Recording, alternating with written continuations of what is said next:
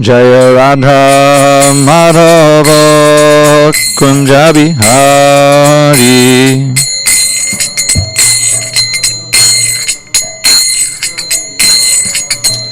Jaya Radha Madhava Kunja Bihari.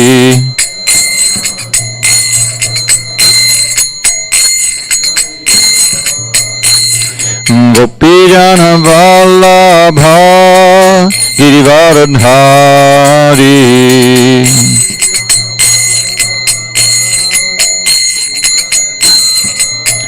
Jaya Gopijana Vallabha Girivardhari.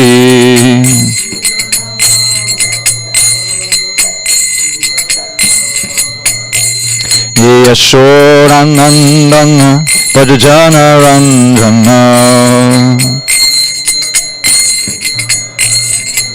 Yashodanandana Bhajana Ranjana. Yamuna Tira Vanachari. Yamuna Tira Vanachari. Jaya Radha Madhava Kunja Bihari.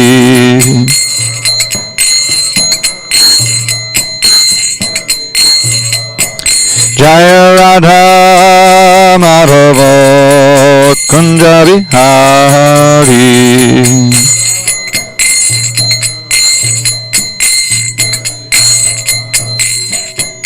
Hare Krishna, Hare Krishna, Krishna Krishna, Hare Hare, Hare Rama, Hare Rama, Rama Rama, Hare Hare, Hare Krishna.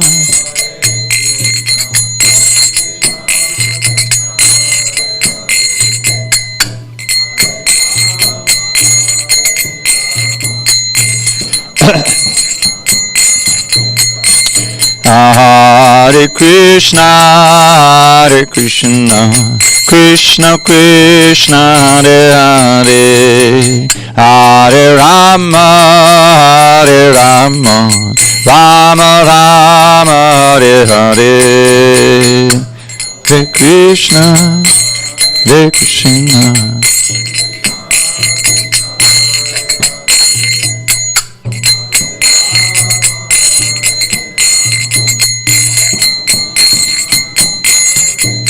Hare Krishna, Hare Krishna, Krishna Krishna, Hare Hare, Hare Rama, Hare Rama, Rama Rama, Hare Hare, Hare Krishna, Hare Krishna.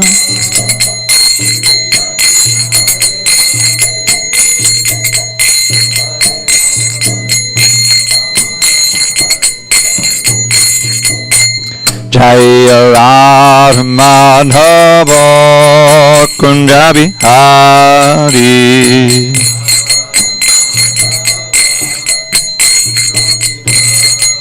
Jaya Radha Madhava Kunja Bihari.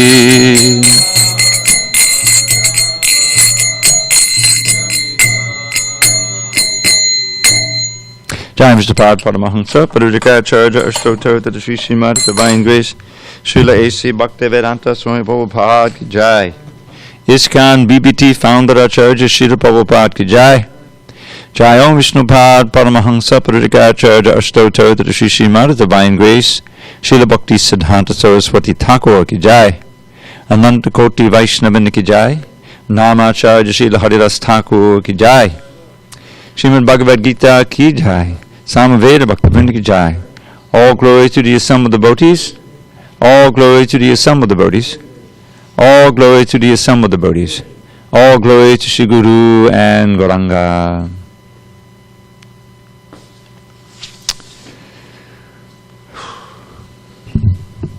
Om Namo Bhagavate Vasudevaya. Om Namo Bhagavate Vasudevaya. Om Namo Bhagavate Vasudevaya.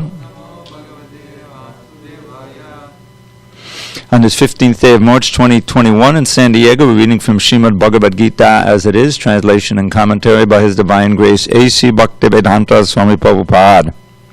And we are in chapter 9, the most confidential knowledge, text number 6 on page 384.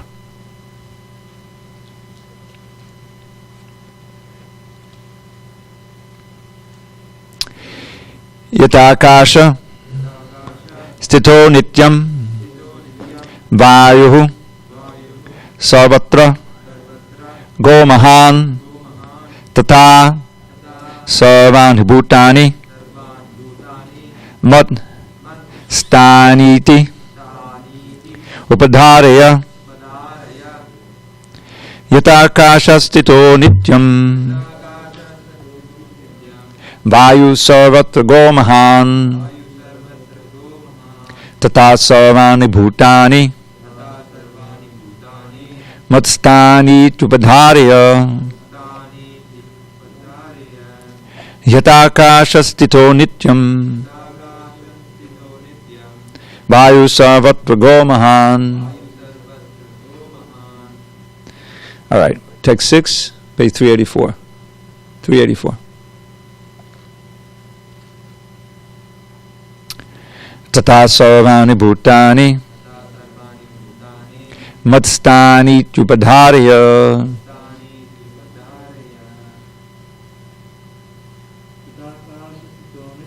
Yatakasha Stito Nityam Vayu Sarvatra Gomahan Tata Sarvani Bhutani Matstani Tupadharya. Go ahead. Glenn. Yatakasha Stito Nityam Vayu Sarvatra Gomahan Tata Sarvani Bhutani Matstani Tupadharya Yatakasha Stito Nityam Vayu Sarvatra Gomahan Tata Sarvani Bhutani Matstani Tupadharya. Mike, want to give it a chance? Yatakasha Stito Nityam Vayu Sarvatra Gomahan Tata Sarvani Bhutani Matstani Tupadharya. Word by words. Yata, just as, Akasha Stitaha, situated in the sky. Nityam, always, Vayuhu, the wind, Sarvatra Gaha, blowing everywhere. Mahan, great, Tata, similarly, Sarvani, Bhutani, all created beings. Matstani, situated in me, Iti, thus, Upadharya, try to understand. Translation. Understand that as the mighty wind blowing everywhere rests always in the sky, all created beings rest in me. Purport. For the ordinary person it is almost inconceivable how the huge material creation is resting in him. But the Lord is giving an example which may help us to understand. The sky may be the biggest manifestation we can conceive, and in that sky the wind or air is the best manifestation is the biggest manifestation in the cosmic world. The movement of the air influences the movements of everything. But although the wind is great, it is still situated within the sky. The wind is not beyond the sky. Similarly, all the wonderful cosmic manifestations are existing by the supreme will of God, and all of them are subordinate to that supreme will. As we generally say, not a blade of grass moves without the will of the Supreme Personality of Godhead. Thus everything is moving under His will. By His will everything is being created, everything is being maintained, and everything is being annihilated. Still, He is aloof from everything, as the sky is always aloof from the activities of the wind. In the Upanishads it is stated, Yad Bisha Vata Pavate. It is out of the fear of the Supreme Lord that the wind is blowing. Taittiriya Upanishad 281. In the Brihadaranyaka Upanishad 389 it is stated, Etasya va aksharasya prasasane gargi suya chandramasao vidratao tishtata etasya va aksharasya prasasane gargi dyab apativhyao vibratao tishtata. By the supreme order, under the superintendence of the Supreme Personality of Godhead, the moon, the sun, and the other great planets are moving. In the Brahma Samhita 552, also it is stated, Yat chakshuresha sabita sakalagrahanam raja samasta sudamurta rashesha tejaha yasyagaya brahmita sambita kada chakro govindamari purusham tamaham bhajami. This is a description of the movement of the sun. It is said that the sun is considered to be one of the eyes of the Supreme Lord, and that it has immense potency to diffuse heat and light.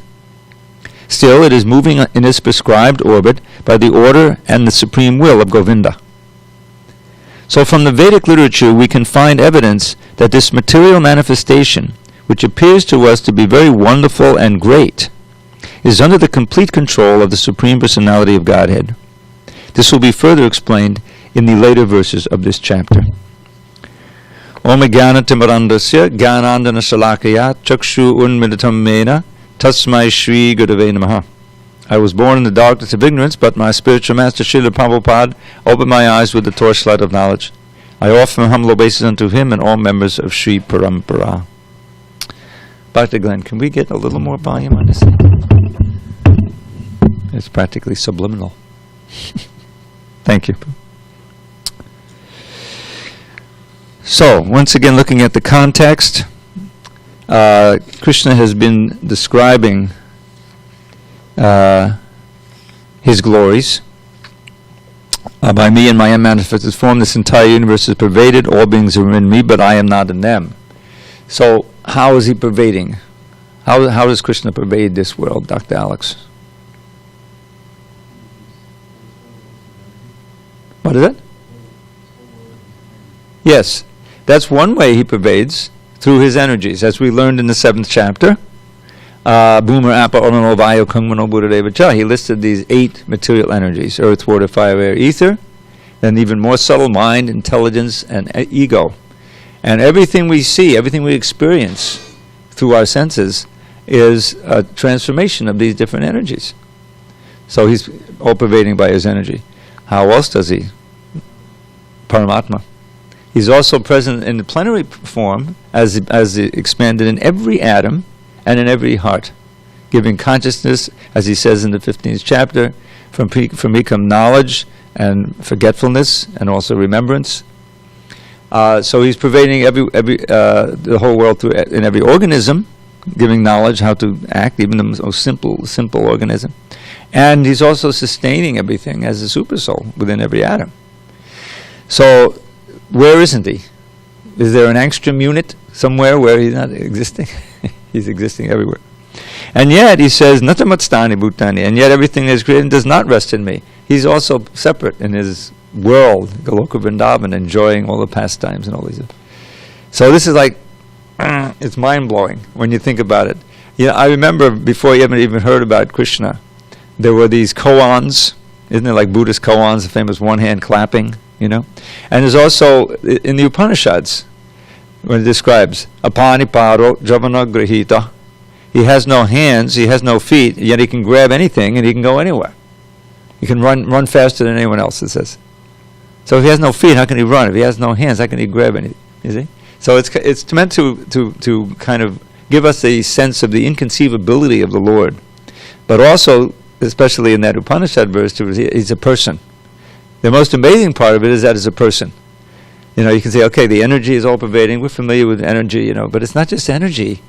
There's a personhood behind the whole thing. So he's giving some of these contradictory things. And then he's giving an analogy in the present verse. So that to help us understand, or begin to understand, that the air is blowing. And this is one of the few words in Sanskrit in this form that means exactly what it means in English. Same word, go. Sarvat, the go. The go goes everywhere. There's a few like that. Some are very close, like nama. You can't really forget what nama means. Harinama, name. There's a lot of cognates like that. So the wind is going everywhere, is blowing everywhere in the ether. Ether is space, right? And yet it rests always in the sky. And similarly, all created beings rest in me. We're resting in his material energy. We're living there, and also as spiritual beings, we are part and parcel of his spiritual energy. So the really remarkable thing is that we've completely forgotten about him. This is the force of Maya.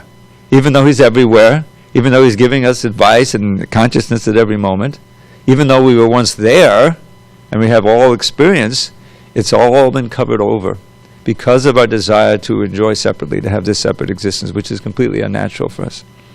So that is what's being spoken here, and Prabhupada, he refers, when he quotes these long quotes from the Upanishads, this is coming straight out of Baladev Vijayabhushan's commentary. And Prabhupada wanted these quotes in here so much because it lends authority. There's a certain class of people, of course Americans, we don't know anything, but who accept the Vedas as more authoritative even than the Bhagavad Gita. So when the Gita's points are being supported by the Vedas, this gives more weight to the purport.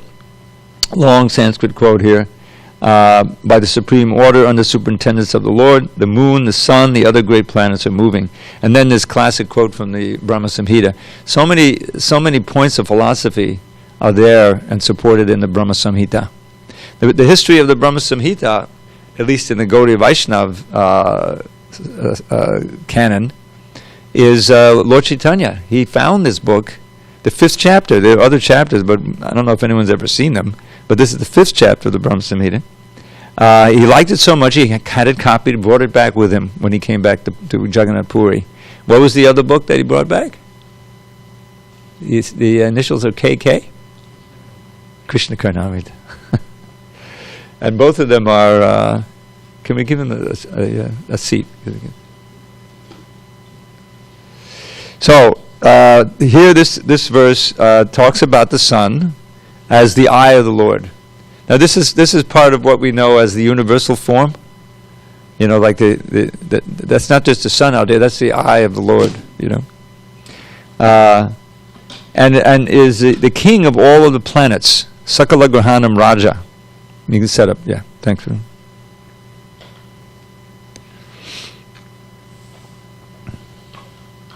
Because it was so cold and blowy out there, it took you more time to get here? Yeah. You got blown off the road a couple of times. Hare Krishna. So the key phrase is Yas Yagya. By the order of the Lord, the sun is going around, it's moving and doing its thing. But Govinda's order. Everything comes back to Govinda, the Adi Purusha. So this, verse is, Krishna is giving us an insight, as he does in several chapters, 10th chapter, 11th chapter, of his glorious, inconceivable, astounding powers and majesty. And this is important for us to get into that mood of surrender, because that's prerequisite to everything else, to understand that, that it's completely against our own best interest to try to be independent of Krishna's will. That by his, as it's part of the thing, Yad Bisha Vatak Pavate. This reminds me of a passage in the Bhagavatam also.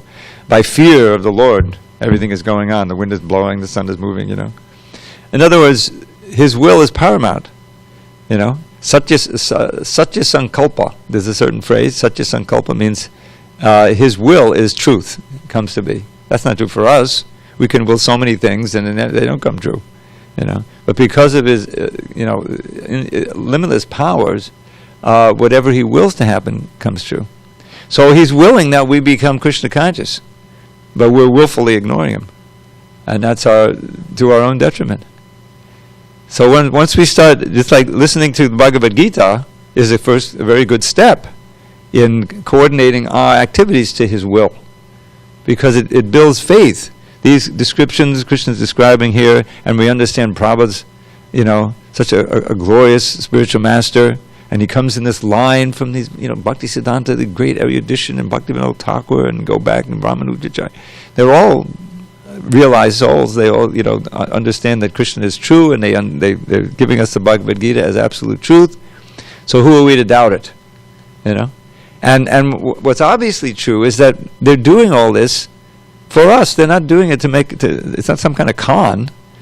It's just Prabhupada's coming as he did proves that he actually had no material motive. If he had the slightest material motive, he would have stayed where he was. Why take all this risk? No money, no friends. Practically dying on that incredible boat ride, ship ride from India to America. It wasn't an ocean liner. It certainly wasn't a cruise ship. It was this cargo ship. It wasn't meant for passengers. And here's this 69-year-old man. Wasn't a man. He's a great soul.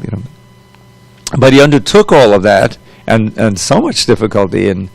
After he came, to preach, and it's so touching. He would go back to the office, the shipping office, every so often to see when the next ship was back to India. And they even said, Swamiji, you come here, but you never get on the ship. Because he was being held, by the order of his spiritual master and his mission, And then Krishna gave him all amazing success. I highly recommend, if you have a chance, there's I get on Dundabus.com to see what's going on there. And there's a series, actually, of recounting, in interviewing devotees who were present at the 1975 17-book marathon. I'm sure you've heard of it. This is where there was a backup of books. Prabhupada had written the whole CC. And it ended up to be 15 books. But it was known as the 17-book marathon. And how that came to be, Ramaswar Prabhu, who was really the central figure in the whole thing. And he tells the story really beautifully, with tremendous emotion and realization, and some things I'd never heard before. And there's also Dhriti there.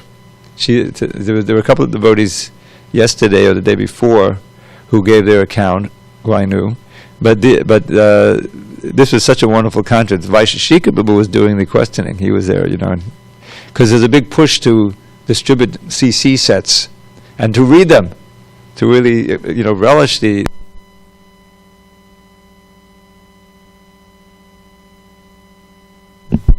Now it's on again. Hare Krishna.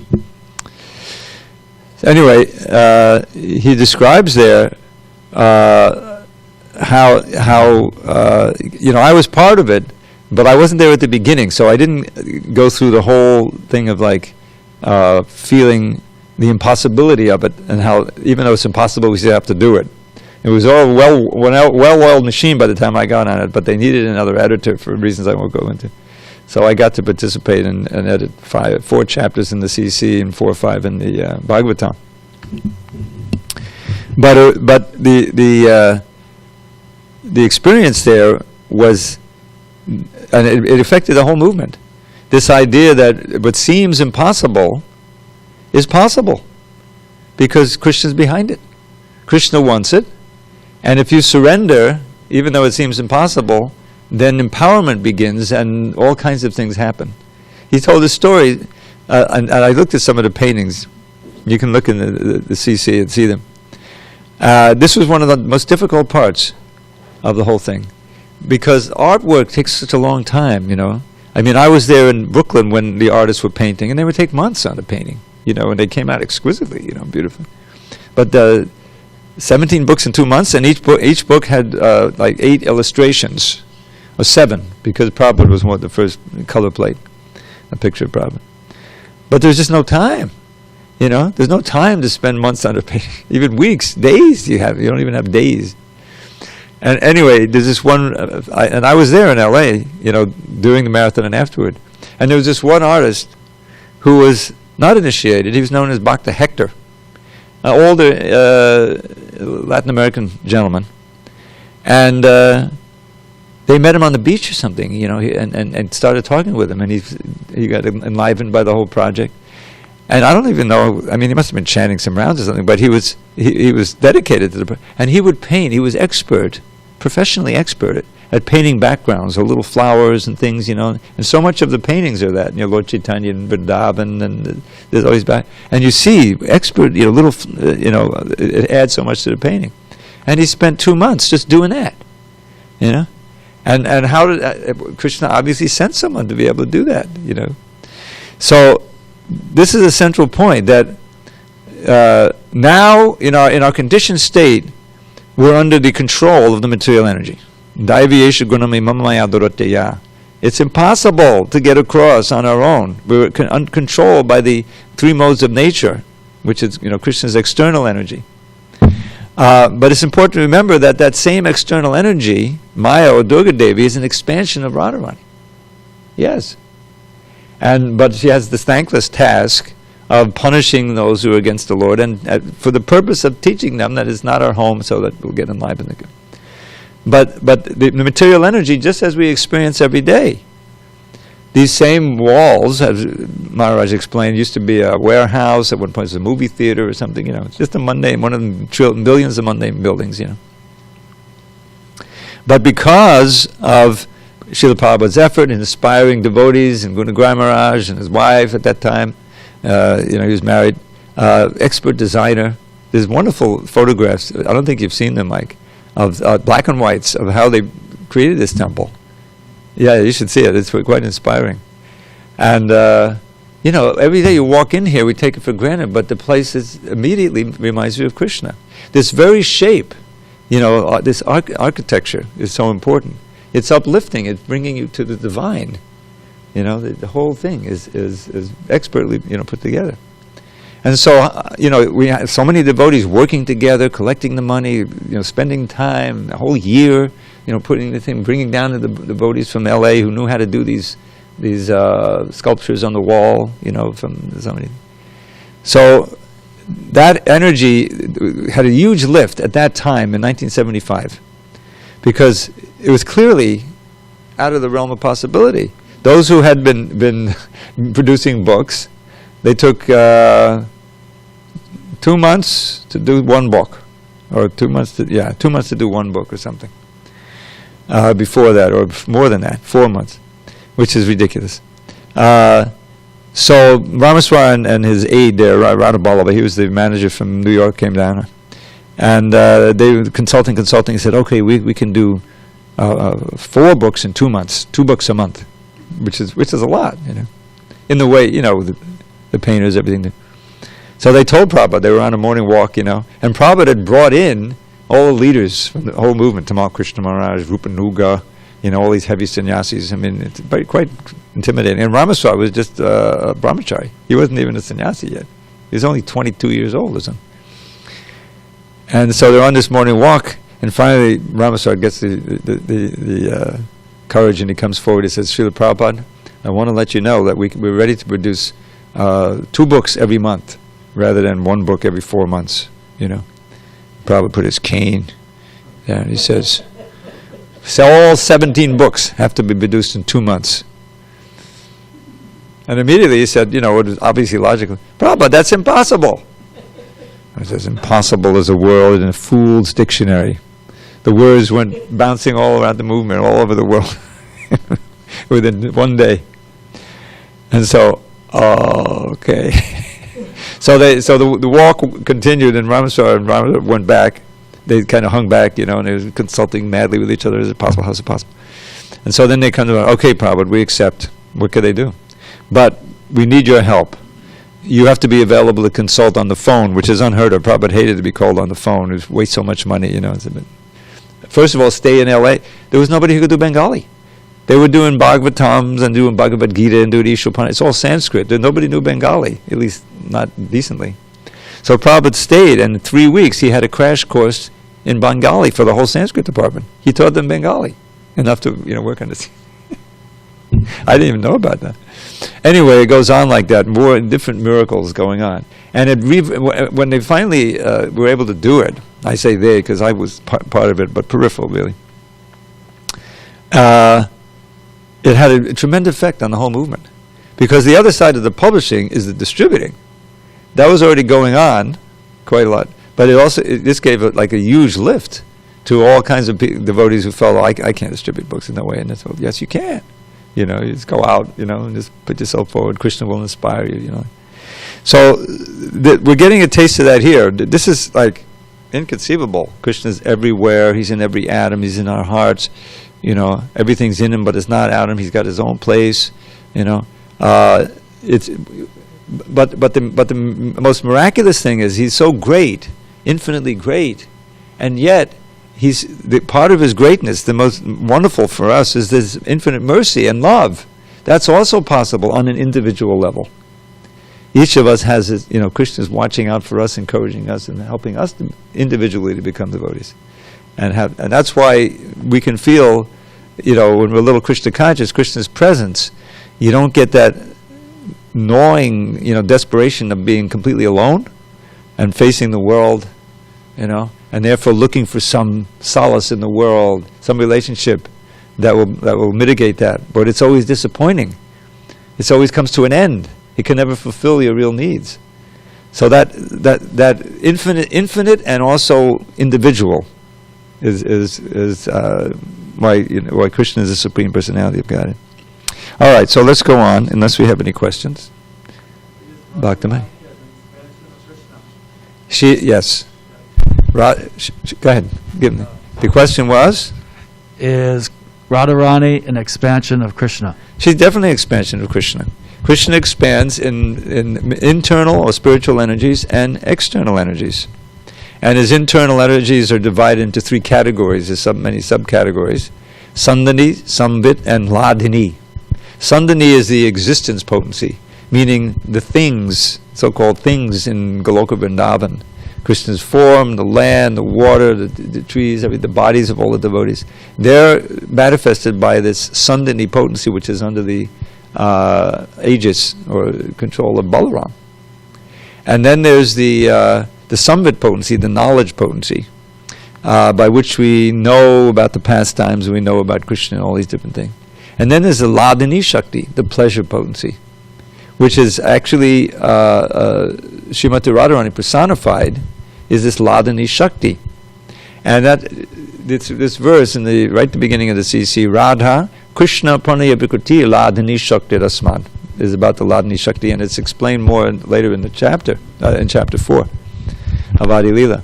So what it's saying is that Radha is a transformation of love for Krishna, for love for Prema personified. Radha, Krishna, Pranaya, Vikruti. Vikruti is transformation, Pranaya is another word for Prema, love, for Krishna, known as the Ladini Shakti. And in the spiritual world, they're manifest as two there, and her whole being is geared toward giving Krishna pleasure. And all the other gopis and even all the other devotees are different expansions of Radharani. That when we do some service, it's mediated by Radharani. It's pleasing to Krishna if Radharani says so. And so you need a representative of Srimati Radharani, someone who's completely tuned in to pleasing Krishna, pure devotee, to give us instructions of how we can please Krishna. The fact that Srila Prabhupada told us to chant Hare Krishna, and he demonstrated how, is why. I mean, Hare Krishna was coming before from Ginsberg, Allen Ginsberg. I think he predated Prabhupada in America, chanting. He didn't know what he was doing, but at least he was chanting. And Prabhupada used that. He brought him in because he was famous. But the whole process of chanting and why to chant, what you're doing when you're chanting, and how to chant purely, and the whole how it integrated into Bhakti Yoga in general, given by Prabhupada. So yes, Radharani is an expansion of Krishna, pleasure energy, and she is the most perfect servant of Krishna. Prema Murti, he's known personified. There's a series of verses. I've learned so many verses. I forgot so many verses. So they just came to me recently. A couple of lines. You'll like this one. Prema Murti Vadakartika Devi Kirti Gana Mukadi Kutabangsham Vishwanandana Mukunda Samagya Vrindakirtana Rasagya Rasagyam. So Radharani is the goddess of Kartik, the month of Kartik also. She's the presiding deity there, demigod. demigoddess, so to speak. So this says Prema Murti Vadakartika Devi, the personified prema for Krishna, the supreme goddess of Kartik month. Kirtigana Mukadi Kritabangsham. Krishna has placed his flute to his lips to sing the glories and of Srimati Radharani, who is personified prema like that. Kirtigana Mukadi Kritabangsham. And on her side, Vishwanandana Mukunda Samagya. Vrindakirtana Rasagya Rasagyam. That's a play on word. Rasagya means it means the tongue, that which knows taste.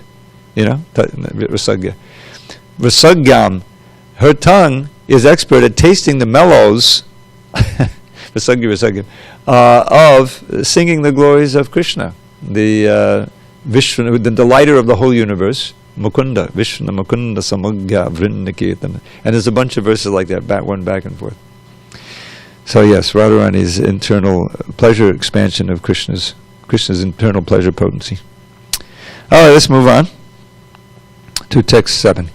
Sarvabhutani Kaunteya Prakatim Yanti Mamikam Kalpakshehi Punasthani Kalpadol Visvajamyaham. O son of Kunti, at the end of the millennium, all material manifestations enter into my nature. And at the beginning of another millennium, by my potency, I create them again. Purport.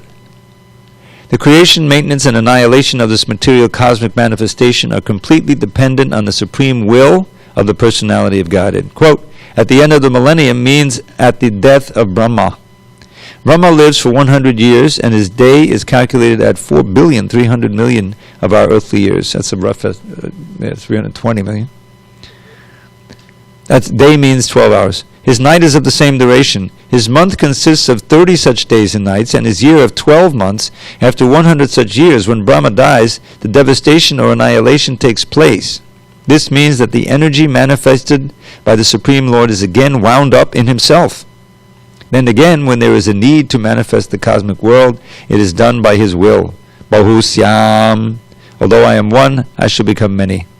This is the Vedic aphorism. Chandogya Upanishad 6.2.3. He expands himself in this material energy, and the whole cosmic manifestation again takes place. And what he doesn't mention here is that this is like the breathing of Mahavishnu. One breath is the length of the whole year, the whole lifetime of Brahma, which is, again, this magic number. Alex, you know it by heart now. And 40 billion. That 40 billion, if you leave out the 2 million, that's the 40 billion is left out. The 20 million. Anyway, it's big numbers. So it's just like mind-boggling. The size of what we're talking about here, the time, and the dimensions of. Prabhupada says you can just see the caliber of Mahavishnu, and and we're trying to establish some kind of relationship, but not with Mahavishnu, the source of Mahavishnu. That's the idea. Text 8. Pakatim swama vashtabhya Vishwajami punaha Bhutagramam imam kritsnam Avisham prakate vishat. The whole cosmic order is under me. Under my will it is automatically manifested again and again, and under my will it is annihilated at the end. Purport. This material world is the manifestation of the inferior energy of the Supreme Personality of Godhead. This has already been explained several times. At the creation, the material energy is let loose as the Mahatattva, into which the Lord, as his first Purusha incarnation, Mahavishnu, enters. He lies within the causal ocean and breathes out innumerable universes, and into each universe the Lord again enters as Garbhodakashayi Vishnu. Each universe is in that way created. He still further manifests himself as Chirodakashayi Vishnu, and that Vishnu enters into everything, even into the minute atom. This fact is explained here. He enters into everything. Now, as far as the living entities are concerned, they are impregnated into this material nature, and as a result of their past deeds, they take different positions. Thus, the activities of this material world begin. The activities of the different species of living beings are begun from the very moment of the creation. It is not that all is evolved. The different species of life are created immediately along with the universe. Men, animals, beasts, birds, everything is simultaneously created, because whatever desires the living entities had at the last annihilation are again manifested. It is clearly indicated here by the word avasham that the living entities have nothing to do with this process. The state of being in their past life, in the past creation, is simply manifested again, and all this is done simply by His will. This is the inconceivable potency of the Supreme Personality of God. And after creating different species of life, He has no connection with them. The creation takes place to accommodate the inclinations of the various living entities, and so the Lord does not become involved with it. So He's simultaneously very intimately involved in the sense of being there as a super soul, but He's not, personally involved. In other words, He delegates. He delegates all the creation and everything and the maintenance and destruction to the Purusha avatars and various other devas and energies, and all of that allows Him to simply stay absorbed in His internal pastimes in Goloka Vrindavan. So, as Prabhupada said several times, you can learn a lot about God just by contemplating yourself. And one thing, if you ask, well, what would I do if I was God? You know, and of course, because we're in the modes of nature, oh yeah, I lord it over everybody. But that, where's the real pleasure in that? I mean, that's kind of a real mode of ignorancy type of thing. The real pleasure comes from exchanges of love. That love makes the world go round, you say. Unfortunately, you can't really find love in the material world, in matter. We are, by nature, and it cannot change, by nature, we're spiritual beings. That means that we're eternal, and that we're looking for that eternal happiness, that eternal pleasure experience. Obviously, you're not going to find it in matter, right? We've lived in this world long enough, even though you're 20 years old and I'm 75, almost, that you can't find it. Everything is fleeting here. That's the whole meaning of the word Bhava Sagara, the ocean of change. It's always changing. But people want to get settled in, and they want to find that position where they can become safe and happy and secure and enjoy life. It's just an illusion. Like all over, the SanDiego, in this area, there's all people living in their houses. Most of them are rented. That itself means temporary. You're just renting, right? But you like to say, yeah, this is my place. Come over to my place. That you own it. You set it up like you want it, and you live there. You hope, and the whole material energy is designed to help you help you to forget the temporality of everything. How delicate and how fragile the whole body is, which is the basis of everything. And it doesn't have to. It may not die right away, but suddenly you can get an injury, or you get a disease, or you just get older, and all your hopes are evaporated. She left you, he left her, the money left you. You lost the leg or facility or whatever. It's just the nature of time. It takes away, and in the end, death takes everything away. Krishna says, "I am death and take everything away." So in that Holocaust, it's like, can you really be happy on death row? They always have this thing. You've probably been around long enough where you have your last meal. I think they do that to kind of pacify the prisoners, so they don't freak out. Okay, now you've had it. Okay, they're still in that kind of glow. I enjoyed. Get them to the before, whatever. It's just it's tragic, really. But we're all on death row. I mean, we're all headed toward the same destination sooner or later. So you can see how it's a complete illusion to try to enjoy in this world. That enjoying mood is our worst enemy, Prabhupada says right in his book. Because that's Maya's trick to make you forget your actual situation. But no, we're not into forgetting. We're into remembering and understanding and looking the whole situation face on. And fortunately, it's not all simply. I've been thinking about Macbeth lately. You know, that great soliloquy. You know, it's a tale told by an idiot. Has it? And then I always remember this line: "Muley," from my 8th grade class. The baby's muley and puking in his mother's arms. You know, like Family Life. And but he gets it right, you know. But he doesn't have the alternative. He doesn't have anything else. All this is, it's just, it's like existentialism or something, you know. It's that there's really no hope. There's nothing. There's no hope. We're not into that. There's no hope for the material side. So we have to find out where our eternal life lies, where we can really link up to our real nature of eternal happiness, eternal pleasure. That's why, what Krishna consciousness is.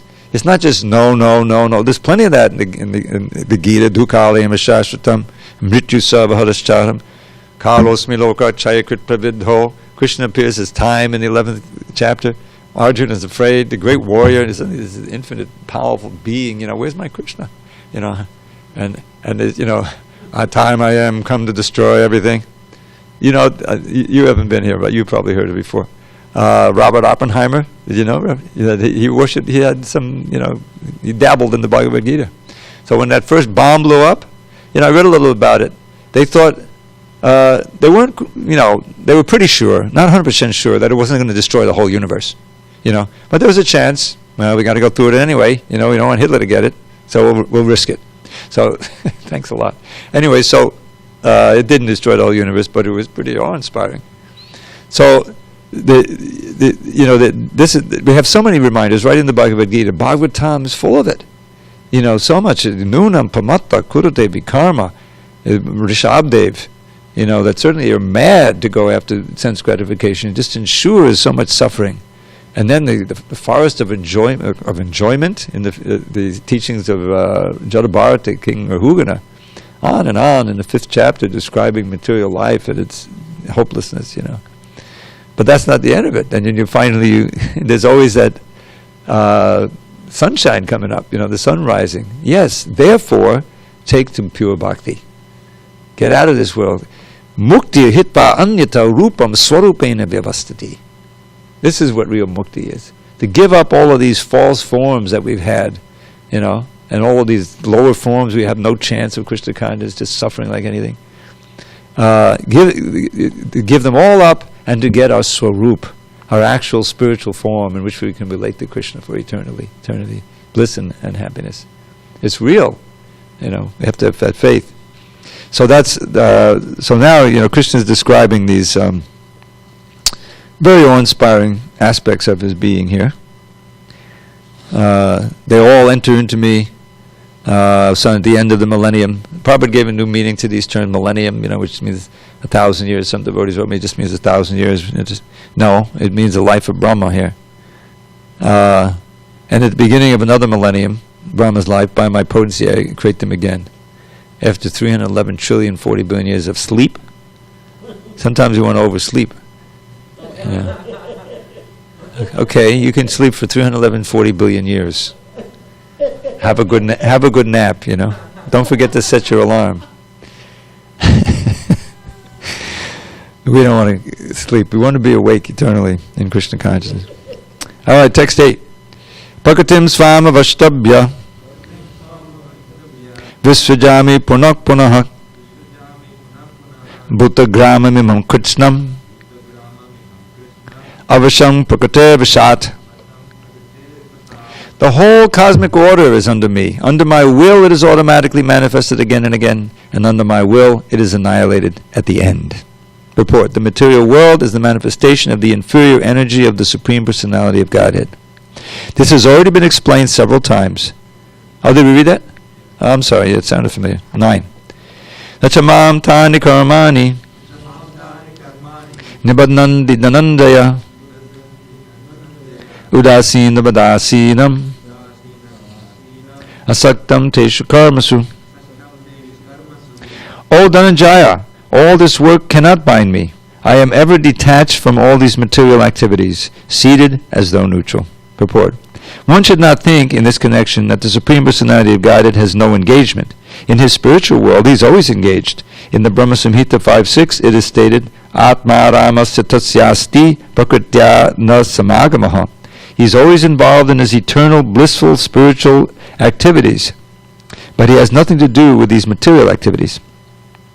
Material activities are being carried on by his different potencies. The Lord is always neutral in the material activities of the created world. This neutrality is mentioned here with the word udasina vat. Although he has control over every minute detail of material activities, he is sitting as if neutral. The example can be given of a high court judge sitting on his bench. By his order, so many things are happening. Someone is being hanged, someone is being put into jail, someone is awarded a huge amount of wealth, but still he is neutral. He has nothing to do with all that gain and loss.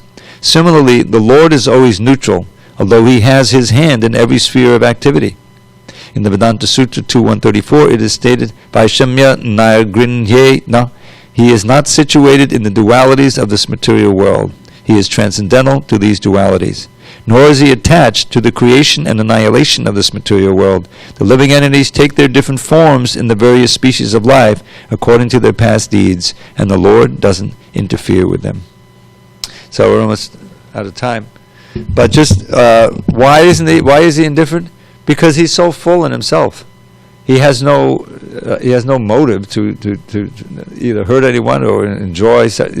He's already enjoying like anything. It's all simply done by his expansions, of course, to provide a place where the rebellious souls can work out their limitless desires to try to enjoy separately, and finally come to our senses that there's no percentage in it. It's a self-defeating enterprise, and the surrender. And that's why he never abandons this. He's always present either as the books or as his representatives, and sometimes he comes himself, in order to provide that access for those souls who are ready to hear, ready to receive the message. So we should try to count ourselves amongst them and take it as a lifeline. This is our lifeline. There's one final verse.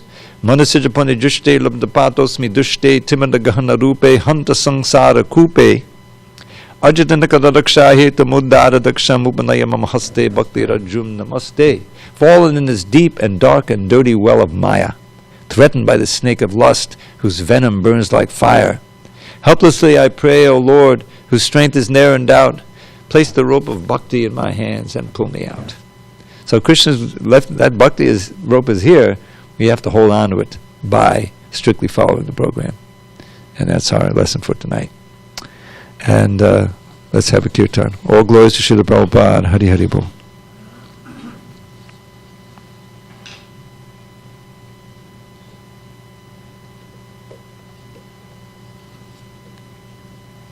All right, we'll resume with text 10, very famous verse.